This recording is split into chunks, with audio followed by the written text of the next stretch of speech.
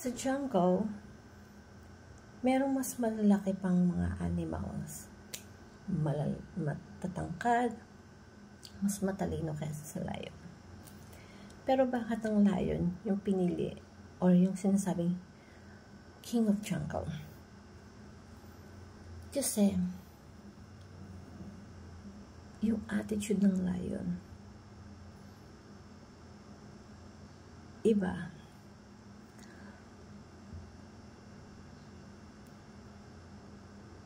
The way siya gumalaw, the way siya mag-isip, na yung mindset niya, he can defeat anyone. Kahit gaano pa kalaki. Kahit yung elephant, malaki yun. Kahit sa isip niya, kaya ko itong maging lunch. Lunch lang to sa paningin ko. Ganun yung mindset niya. So, yung true leader, kailangan merong attitude like a lion. Pero dapat humble ka pa rin. Yung nasa isip mo, you can defeat anyone, pero dapat humble down ka pa rin.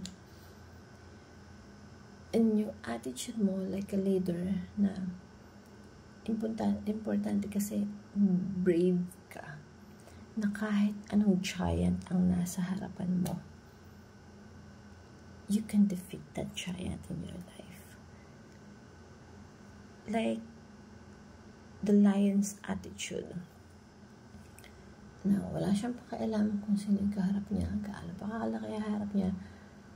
Pero the way siya moves, yung tactics niya, yung behavior niya, yung attitude niya, iba. So, ganun din dapat being a leader. Hindi lang dapat malaki ka lang tingnan. Hindi lang dapat na matalino ka lang tingnan. Napaka-importante yung character and attitude being a leader. Kasi at the end of the day, yun yung magdadala sa'yo. Yun yung magbibuild sa'yo.